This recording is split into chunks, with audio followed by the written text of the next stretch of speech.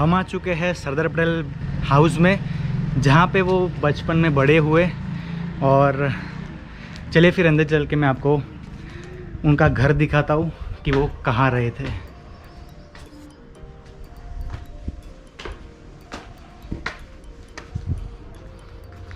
ये उनका घर था, जहाँ पे किचन और बाकी सारे रूमें थी। यहाँ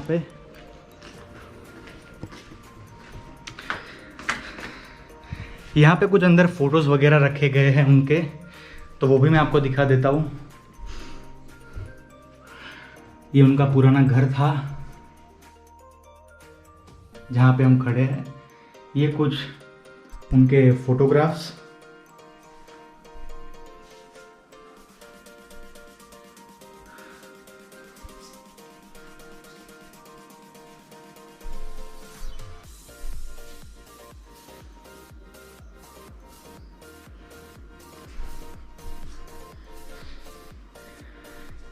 ये ऊपर जाने की जगह, जहाँ पे 2 रूम हैं जो अभी बंद रखा गया है, और भी सारी फोटोज़ वगैरह है। ये ऐतिहासिक रूम जहाँ पे सरदार वल्लभ भाई पटेल बड़े हुए, जहाँ पे उन्होंने अपना बचपन बिताया, यही घर था। तो मुझे काफ़ी अच्छा लग रहा है यहाँ पे आके। और चलिए फिर और दिखाता हूँ मैं आपको चीज़ें। ये पुराने हैंगर जो कपड़े लटकाने के होते हैं, जहाँ पे हम कपड़े लटकाते हैं, तो ये हैंगर है वहाँ पे। ये और कुछ फ़ोटोज़। ये लॉर्ड माउंटबेटन, जिन्होंने इनको टी शर्ट गिफ्ट किया था, और भी सारे फ़ोटोज़ वगैरह।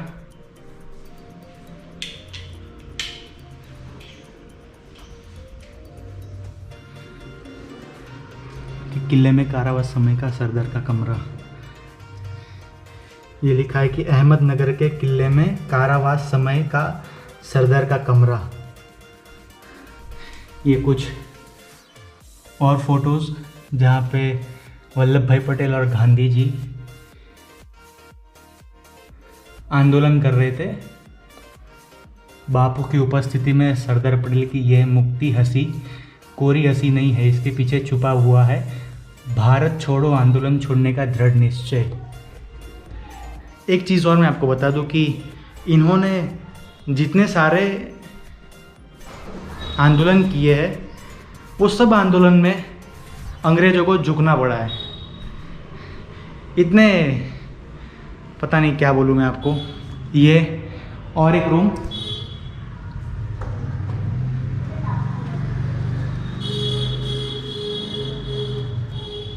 ये बड़ी रूम है उनकी, किचन है शायद। ये नहीं, किचन नहीं है। और ये पानी की टंकी पुरानी, जहाँ पे पानी भरा रहता था। और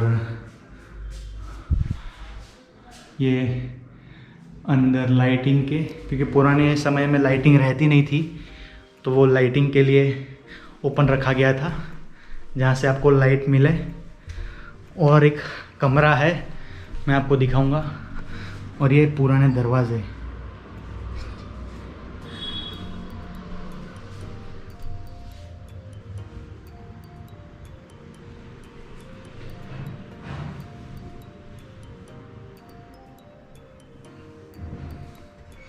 और एक बाजू में कमरा है और किचन है, वो मैं आपको दिखा देता हूँ।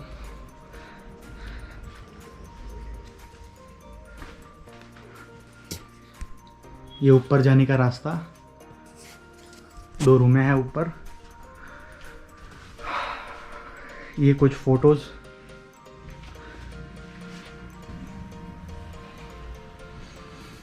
यहाँ पे लिखा है कि जूनागढ़ में विजय प्राप्ति के पश्चात 250 देसी राज्यों और काठियावाड़ की छोटी छोटी रियासतों के एकीकरण के कार्य का मार्ग सुगम और प्रशस्त हो गया।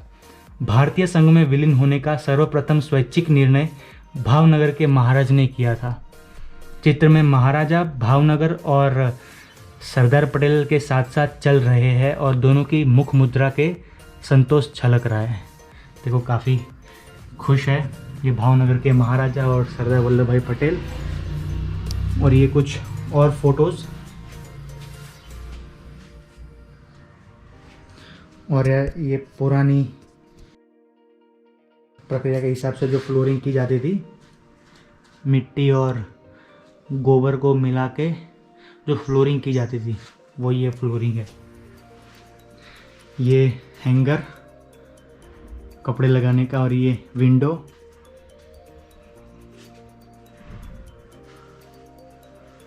ये रूम है उनकी पुरानी वाली।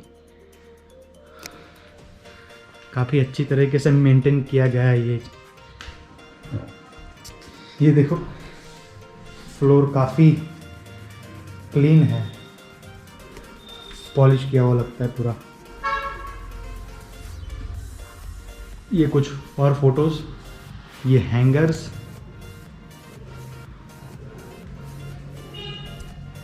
ये उनका घर, रूम, ये किचन बाजू में है, और ये उनको दिया समर्पित किया हुआ, ये हैंगर वगैरह है।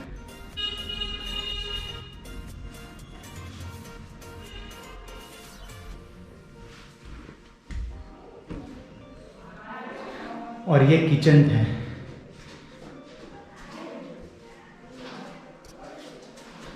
ये पुराना चूल्हा जहाँ पे खाना बनता था उनके लिए, ये पुराना चूल्हा है जहाँ पे उनका खाना बनता था। और ये खिड़की वगैरह, ये पुरानी चीज़ है जहाँ पे मटके रखे जाते हैं, मटके के लिए सपोर्ट के लिए यहाँ पे चीज़ें रखी जाती थी। टोटल 5 ऐसी गैप है, मतलब 5 मटके के लिए सपोर्ट।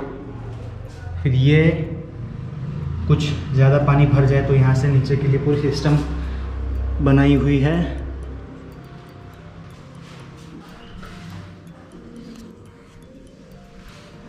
ये उनका किचन, एक बार वापस दिखा दो आपको। ये मटके रखने के लिए सपोर्ट बनाए गए हैं यहाँ पे टोटल 5 मटके का सपोर्ट है। और ये जो होल है वो अगर ज़्यादा पानी भर जाए यहाँ पे तो यहाँ से निकालने के लिए यहाँ पे होल बनाया गया है। यहाँ पे ये है चूल्हा जहाँ पे सरदार वल्लभ भाई पटेल का खाना बनता था। काफ़ी ऐतिहासिक चीज़ लगी मुझे कि यहाँ पे मुझे आने का मौका मिला। और ये कुछ चीज़ें हैं, वो शायद ऊपर का जो प्लास्टिक है वो पहले नहीं था और सिर्फ यही था। और ये चीज़ इसीलिए कि यहाँ पे जो खाना बनता था, तो खाने का जो धुआं वगैरह रहता है, और पहले लाइटिंग भी नहीं थी पहले के ज़माने में, तो लाइटिंग के लिए और ये जो धुआं रहता है वो सब उसके निकाल के लिए वहाँ पे बाहर खिड़की भी थी और ये चीज़ थी। तो पहले की ये सब टेक्निक्स थी यहाँ पे। और ये कुछ दरवाजे वगैरह, ये रूम,